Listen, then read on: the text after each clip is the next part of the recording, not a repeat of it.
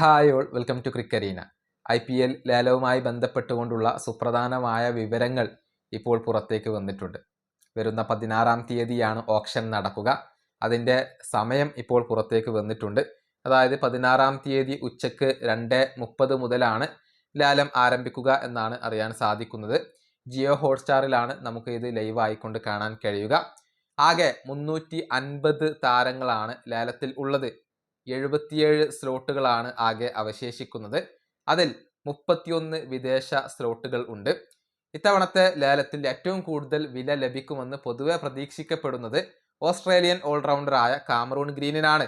അദ്ദേഹം ബാറ്റർമാരുടെ ഒരു സെറ്റിലാണ് ഇപ്പോൾ ഉൾപ്പെട്ടിട്ടുള്ളത്. അതായത് ഫസ്റ്റ് ലോട്ടിൽ വരും. വെങ്കടേഷ് അയ്യർ സെക്കൻഡ് ലോട്ടിലാണ് വരുന്നത്. ലേലത്തിലെ 70-ാമത്തെ താരത്തിന് ശേഷമായിരിക്കും ആക്സിലറേറ്റഡ് ഓപ്ഷൻ നടക്കുക.